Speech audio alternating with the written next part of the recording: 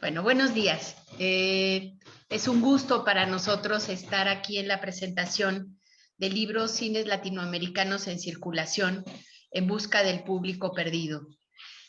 Muchas gracias a Librofest y a la Universidad Autónoma Metropolitana Azcapotzalco por esta oportunidad de presentar un libro que fue editado en el 2020 y que, bueno, al final del 2020 entonces nos dio la oportunidad de escribir al final un epílogo, ¿no? Incorporar sobre los retos que significaba el estallido de la pandemia, ¿no? El libro fue editado por la Universidad Autónoma Metropolitana y Juan Pablos Editor. El libro es origen, es producto del trabajo de una red de investigadores sobre cines latinoamericanos. Compila el trabajo de 14 autores: Ana Rosas Mantecón, Leandro González, Julia Miot-Yulet, María Luna, Marina Mogillansky, Tamara Falikov, Constanza Burucúa, Lucía Ruth, María Paz Peirano, Ana Wortman, Anita Simis, Juan Carlos Domínguez Domingo, Santiago Marino y Rosario Radakovich. Es un libro transnacional, ¿no? Hay autores provenientes de Argentina, de Brasil, de Canadá, de Chile, de Colombia, de Estados Unidos, de Francia, de México y de Uruguay. En el 2019 lo propusimos, antes de que viera la luz como libro, lo propusimos a un premio que es el premio de ensayo sobre cine en América Latina y el Caribe, y que es editado por la Fundación del Nuevo Cine Latinoamericano, y lo obtuvimos en el marco del Festival de Cine de La Habana. Como pueden ver, es también una coproducción internacional. El libro tiene una perspectiva que amplia, que considera que hablar del fenómeno cinematográfico no se puede restringir exclusivamente a el tema de las salas, ¿no? Hay una visión dentro de toda la concepción del libro de pensar el ecosistema audiovisual en su sentido más amplio. Como sabemos, apenas medio siglo duró el monopolio de la exhibición audiovisual por parte de las salas de cine, y ya desde los años 50 y fundamentalmente a partir de los 60 empieza lo que sería un fenómeno que se va extendiendo a lo largo de todo el siglo XX y ahora con el XXI, de la multiplicación de las pantallas. La experiencia cinematográfica se puede disfrutar en la televisión, se puede disfrutar a partir del video, hemos visto cómo se van ampliando en América Latina también todo el tema de la piratería, y ahora con las plataformas de streaming. Hay entonces una diversidad de culturas audiovisuales que están detrás de este fenómeno. Bueno, gracias, Ana. Cuando nos empezamos a reunir y a intercambiar nuestros trabajos y a compilarlos con la intención de presentarlo al concurso, una cosa que quedó muy clara desde el principio es que hay una dificultad para hablar de cine latinoamericano en singular. ¿Por qué? Porque eso implicaría poner en juego una categoría que invisibiliza la enorme diversidad cultural y cinematográfica que existe en Latinoamérica. Por eso el título hace hincapié en que hablamos de cines latinoamericanos, ¿no? Que son complejos, son diversos, son heterogéneos y muy ricos en cada uno de los países, y dentro de nuestros países también hay una gran heterogeneidad. Por otro lado, el libro me parece que viene a sentar posición a la hora de pensar la forma en que nos posicionamos frente al cine, porque históricamente, por lo menos en nuestra región, los estudios sobre cine estuvieron abocados a el análisis de estéticas, el análisis de las trayectorias de ciertos directores, ciertos actores, pero fundamentalmente eran análisis de películas. Y nosotros lo que hacemos es estudiar fundamentalmente los contextos de producción, circulación y recepción como dimensiones del mismo proceso de creación de sentido, digamos. No se puede entender el cine desconociendo todos estos aspectos que para nosotros son centrales y que creemos que hacemos una contribución al ponerlos en el centro de la escena. En tercer lugar, un tema que varios de nosotros hemos trabajado en nuestras tesis, en nuestros proyectos de investigación de manera individual, pero acá aparece también con mucha fuerza, que es la cuestión de los públicos como una tarea pendiente, ¿no? Siempre se habla de la necesidad de formar públicos, la importancia de las políticas de formación de públicos. Bueno, eso es un llamamiento constante que hacemos y aportamos algunas líneas de trabajo que podrían ser útiles. Y en cuarto lugar, la otra noción que aparece con mucha fuerza es la de circulación, ¿no? La circulación evidentemente aparece como el gran desafío de los cines latinoamericanos porque nuestros países producen cada vez más películas, cada vez más contenidos, y bueno, el problema que nos encontramos es que quizá no tienen la visibilidad que podrían tener. Entonces tenemos que pensar la circulación como parte del desafío que tenemos desde la política pública, como ciudadanos y como espectadores. Ahora vamos a pasar a comentar las secciones del libro. El libro tiene 4 secciones. La primera es Buscando Pantallas, Mercados Internacionales y Plataformas. La segunda es Cines Latinoamericanos en Festivales. La tercera es Públicos de Cine. Y la última es Las Nuevas Políticas del Cine al Audiovisual. Para eso tenemos algunos de los autores, digamos, somos 14 en total, pero hoy somos poquitos y tenemos algunos representantes de estas secciones. Así que vamos a empezar por Marina. ¿Estás ahí, Marina? Sí, aquí estoy. Bien. Bueno, cuento un Marina, poco sobre el capítulo que escribí yo, que es sobre las pantallas esquivas, la presencia latinoamericana en las plataformas audiovisuales virtuales. Un poco como decía Leandro, lo que me inquietaba a mí era pensar cómo el cine latinoamericano llega a estas plataformas de streaming como Netflix y otras. Y entonces lo que yo hice fue trabajar con la perspectiva del usuario. Trabajé con 8 espectadores desde les pedí que me mandaran capturas de pantalla de qué veían ellos cuando entraban, por ejemplo, a Netflix o a Movie o algún otro servicio de streaming. Y después les pedí que hicieran búsquedas con palabras clave, ¿no? ¿Qué pasaba si ellos buscaban cine latinoamericano o cine de cada uno de sus países? Porque trabajé con espectadores de Argentina, de Brasil, de Colombia, Uruguay y Ecuador.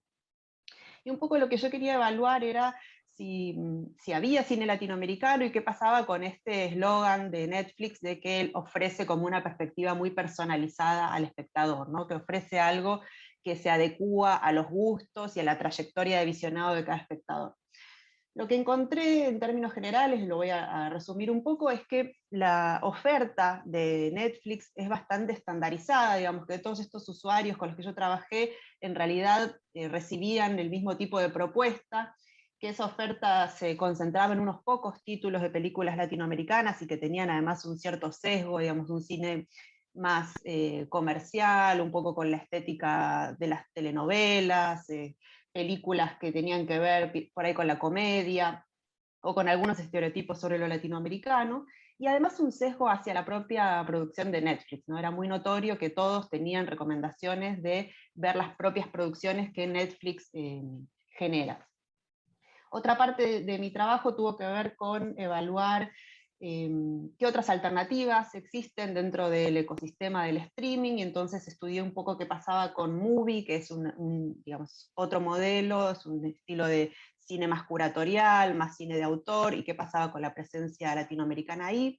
Encontré que había un poco más digamos, un mayor porcentaje de películas latinoamericanas.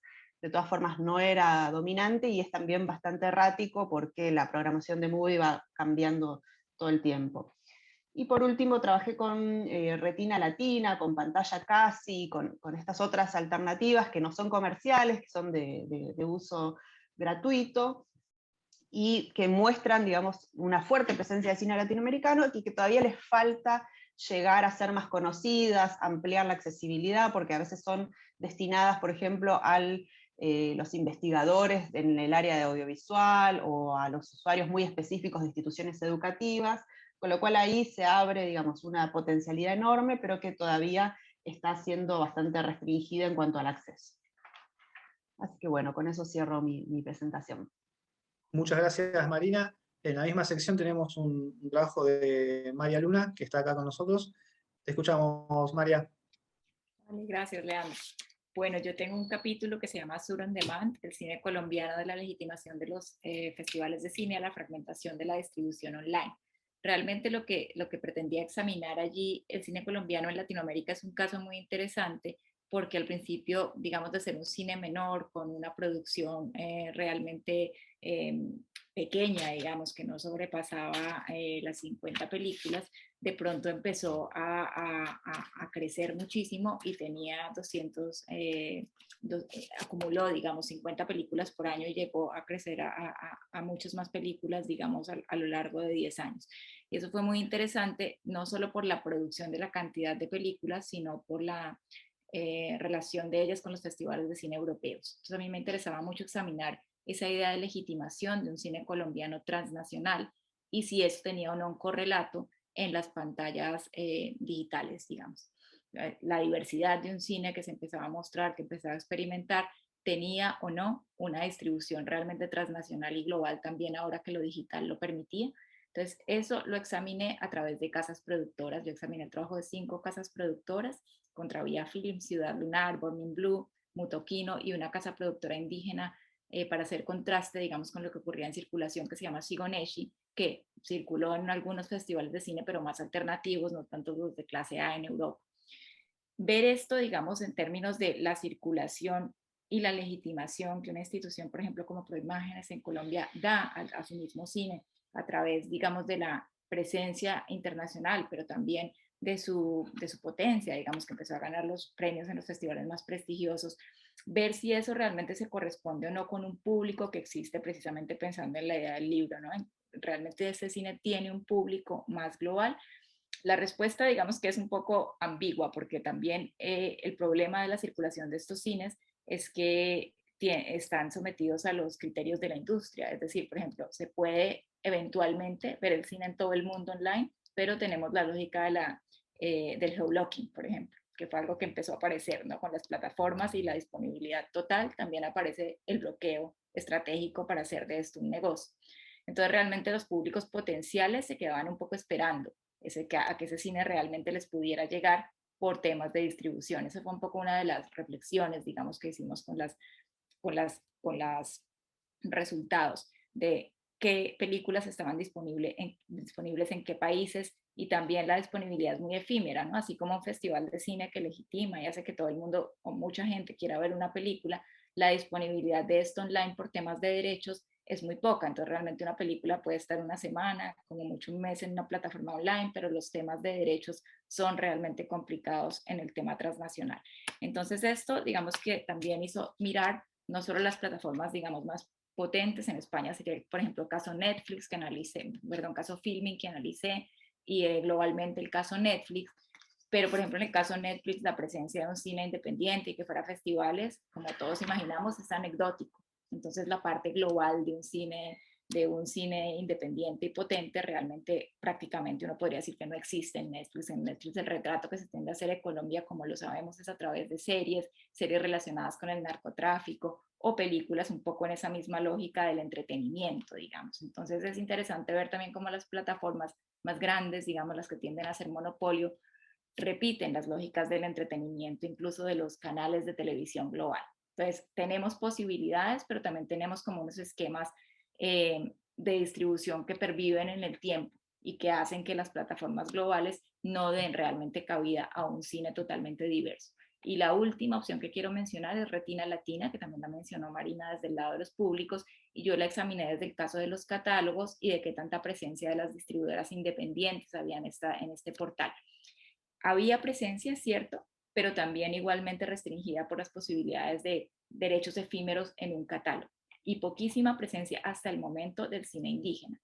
Eso, ahora ustedes mencionaron que era muy interesante ver los cambios con la pandemia, porque las plataformas necesitaron mucho más contenido. Entonces su curaduría se volvió mucho más abierta, y en el caso de Retina Latina, creo que es un lugar muy interesante para mirar, digamos, mirar la circulación de esos cines colombianos y ver si ese público perdido de esos cines realmente llega a esta plataforma. Yo creo que Retina Latina es un enlace que estaba muy restringido, cambió con la pandemia y ahora se ha vuelto para mí uno de los lugares más interesantes para mirar la distribución y el enlace entre los cines latinoamericanos. Creo que con eso puedo cerrar. Muchas gracias, María. En la segunda sección tenemos otro trabajo vinculados a un fenómeno creciente, que es el de los festivales en Latinoamérica. Tenemos un trabajo de Tamara Farikov, abocado a describir y analizar la construcción de un circuito internacional y verlo desde Latinoamérica y el Caribe. Después tenemos el trabajo de María Paz Peirano, abocado al caso chileno, un caso muy singular porque están apareciendo muchos festivales en Chile, se está profesionalizando todo el sector. Y después tenemos dos trabajos relacionados con la presencia de cines latinoamericanos en los festivales internacionales. El de Constanza Burukua sobre el Festival de Toronto y el de Lucía de Ruth sobre un festival en Corea del Sur, que también hablan, ¿no?, de este cruce de fronteras que trasciende circuitos tradicionales de circulación, y eso es bien interesante. Ahora pasamos a la tercera sección, que está pensada desde la perspectiva de los públicos de cine, y está Ana Wortman para comentar su trabajo. Bueno, un gusto estar con ustedes ahora aquí.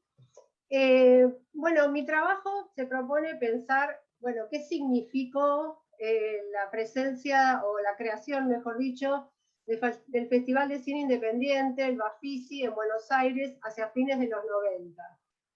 Ahí, digo, lo centramos en públicos de cine, pero para pensar la cuestión del público tenemos que incluir todo un conjunto de variables. Porque, bueno, la idea de la creación de ese festival tenía que ver con la recuperación del tan nombrado público de cine argentino que se fue constituyendo durante todo el siglo XX, y se percibía, digamos, desde la nueva gestión de la política cultural del gobierno de la ciudad de Buenos Aires, que había que recuperar el público. Entonces, un poco la idea de ese festival tenía que ver con algo que se había perdido, que era, bueno, la cantidad de gente que iba al cine en salas en la ciudad de Buenos Aires, y también esto se vinculaba con, digamos, un tema de la sección anterior, que es la cuestión de los festivales. O sea, se piensa en recuperar el cine, pero en un formato festival, ¿no?, que es como la característica de la política cultural en América Latina, y importada, digamos, de todo el debate sobre las industrias creativas, el desarrollo urbano, el desarrollo social, etc. O sea que este tema del público está en combinación con toda una cuestión allí, que en el caso argentino y el caso de Buenos Aires tiene que ver también con la autonomía de la ciudad de Buenos Aires, recuperar esta cuestión del público del cine argentino en este nuevo formato que es el festival, y también en la perspectiva, bueno, de cómo se había debilitado en esa desaparición, digamos, del público en salas, las clases medias, ¿no? Hay toda una articulación allí de fenómenos en relación a la puesta en funcionamiento de este festival. Este festival se caracterizó por, digamos, hay un paréntesis ahora con la pandemia, pero se caracterizó durante una década por la cantidad de público que convocaba, 400.000 personas en cada uno de los festivales. Y curiosamente, a pesar de la presencia mediática del festival, la presencia urbana, la cantidad de actividades que se desarrollan alrededor del festival, porque no es solamente la exhibición de películas de distintos lugares del mundo, sino también la reunión con los directores, cursos de cine, la recuperación de cine de autor de otros momentos, y hay una cantidad de actividades culturales junto con la exhibición de las nuevas películas. No hay investigaciones hechas sobre el significado cultural de este fenómeno.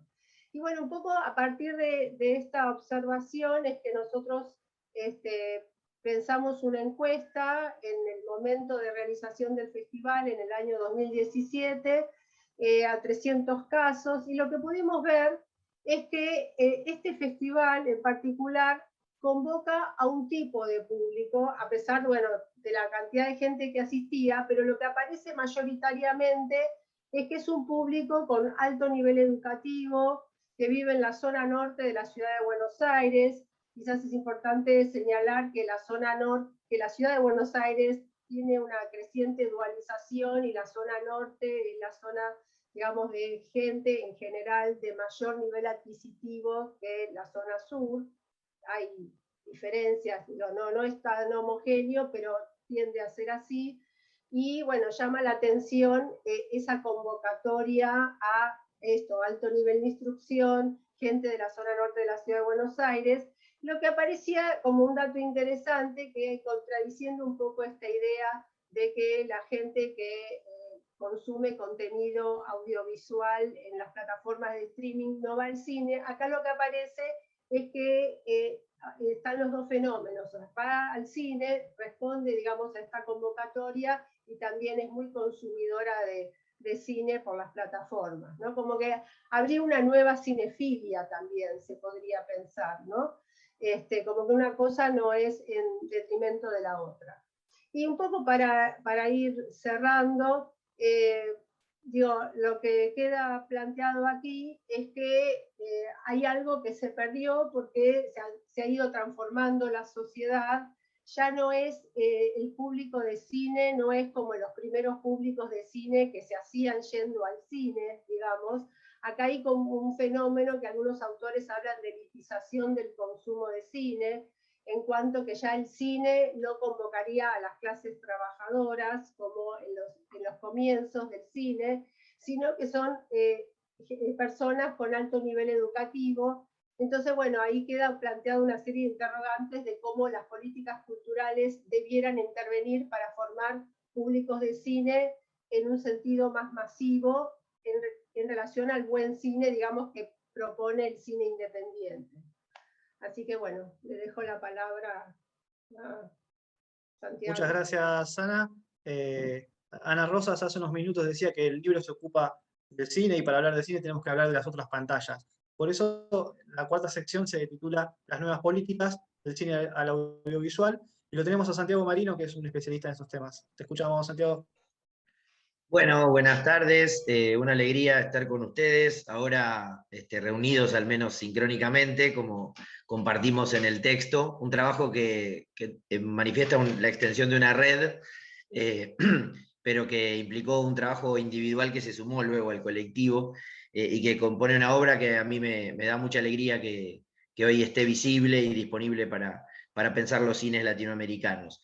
En mi caso, yo trabajé para la sección 4, un trabajo que titulé El cine en el espacio audiovisual ampliado. Este texto dialoga con el resto de los textos pensando en los problemas que atraviesa el sector del cine en particular, en este contexto de la convergencia comunicacional, y específicamente en el caso argentino, bajo una categoría que trabajo desde hace un tiempo, que es la noción de espacio audiovisual ampliado, que implica pensar, como decía Leandro, en las otras pantallas con las que el cine empieza a compartir cada vez más elementos en aspectos vinculados sobre todo a la producción y a la distribución. Podemos pensar, para hacerlo sintético, que hay un conjunto de tecnologías que rompen inercias, que antes habilitaban a la clasificación de, por ejemplo, como plantea Ramón Sallo, la distinción entre audiovisual continuo y discontinuo, y que a partir de ciertas combinaciones tecnológicas, pero no solo, empiezan a compartirse formas de producción, formas de distribución y formas de consumo, en un contexto que integra la televisión abierta y de pago, por cable o satélite, analógica y digital, a las experiencias de distribución de contenidos audiovisuales soportados en la red, en Internet, conocidos como los OTTs, de los que hablaba Marina en su presentación, y también al sector del cine que, si bien mantiene su presencia vital en su forma tradicional y en su primera pantalla, que es la sala, empieza a convivir también con experiencias de producciones destinadas ya ni siquiera directamente a la televisión, sino a la distribución en ese tipo de plataformas, cuando algunas de las productoras se convierten también en exhibidoras en nuestros hogares. En ese contexto yo pensé al cine como un campo que mantiene su lugar, mantiene sus tradiciones y conviven estas nuevas lógicas con sus formas tradicionales, y que en el caso argentino además mantiene algunos de los rasgos que lo vuelven distintivo dentro del sector audiovisual, como mantiene la necesidad de discutir respecto de sus necesidades y demandas que lo vuelven tan particular. Enfocado en Argentina, el cine dentro del sector audiovisual es el único de los sectores que ostenta una política de Estado de largo plazo. Esto implica una serie de aspectos normativos, pero no solo, que habilitan a pensar en las condiciones de fomentos a la producción, fomentos a la exhibición, y algunas instancias que han transformado el desarrollo del sector que a mediados de la década de los 90 parecía tender a la desaparición en términos de producción local y que hoy tiene una generación robusta en términos productivos. Ahora bien, esa política que históricamente ha tenido legitimidad, atraviesa hoy una serie de desafíos que provienen del campo de la tecnología, pero no solo, y que también provienen del campo de la política, ¿no? De la política con minúsculas, específicamente en la cuestión argentina. Como la continuidad de esa política pública no se reduce solo a la regulación, lo que hicimos en el trabajo fue indagar en las cuestiones que tienen que ver con la coyuntura. Es cierto, una coyuntura preexistente a la pandemia, pensando por ejemplo en cómo los conflictos políticos dentro del instituto, en la gestión del recorte temporal que trabajamos, que fue el periodo de 2015 a 2019, la gestión de Cambiemos, incidió en configurar un debate que nos preguntamos si nos permite observar lo importante, ¿no? O sea, me parece que, y el texto lo trabaja, durante un tiempo largo estuvimos discutiendo sobre los modos de desarrollo de la política pública de cine dentro del audiovisual ampliado en términos de la política con minúscula, las politics, en términos en el inglés de la ciencia política, y no llegamos a debatir lo importante. ¿Qué sería debatir lo importante? Bueno, ¿cuáles son los desafíos que atraviesa el cine en esa trayectoria de la convergencia digital? Y que de repente la pandemia actualizó de un modo feroz, porque a partir de allí, por ejemplo, uno de los eslabones centrales de la cadena que permite garantizar fomento a la producción, que es lo que se recauda en salas, terminó siendo una canilla que se cerró durante muchos meses. Desde marzo del 20 en adelante, en Argentina estuvieron las salas cerradas.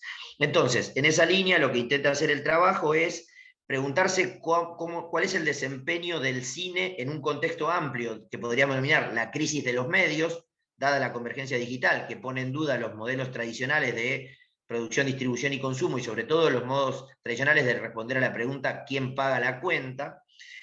Pensar el modo en que esos aspectos y los aspectos estructurales condicionan las performances de las películas nacionales, cuándo y por qué crecen o decrecen la asistencia a las salas de los públicos en Argentina, y cuánto tiene que ver con la oferta, cuánto tiene que ver con la cuestión macroeconómica, y cuánto tiene que ver con esta transformación de la que se habla en varios textos, que materializa la expansión de los OTTs, la oferta de consumo hogareño. Y lo que el texto concluye, y que entiendo nos permite dialogar con la actualidad, es decir, yo creo que más allá de la dificultad de que los trabajos envejezcan bien, dada una revolución que todavía atravesamos, que es la pandemia, y que aún con deseo empezamos a pensar en la pospandemia, pero sabemos que esto todavía demora un tiempo, es digamos, decía, la posibilidad de envejecer bien del texto es que esos desafíos que se marcan en el trabajo y en muchos de los que vemos, qué hacer con los OTTs audiovisuales, qué hacer en Argentina con su regulación, debemos o no incluirlos dentro de la política, y de qué modo incluirlos, qué exigencias plantearles para salir de una trampa en la que conviven actores regulados con actores no regulados, gigantes internacionales con pequeñas productoras locales, se instalan en la agenda. O sea, esas conclusiones presentadas como desafío en el trabajo se instalan de modo definitivo en la agenda de la pandemia o de la pospandemia, o de la transición de una hacia la otra, y que sigue implicando preguntarse cómo garantizar condiciones para que existan cines locales, cines nacionales y cines latinoamericanos, siempre en plural, y pensando ahora también en la pluralidad que demandan las pantallas.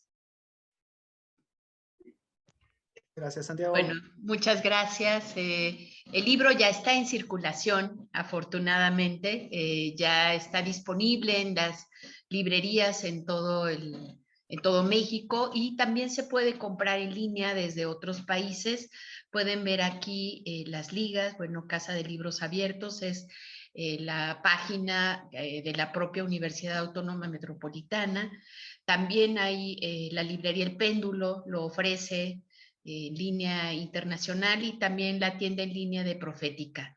Muchísimas gracias, es un gusto haber estado con ustedes y hasta pronto.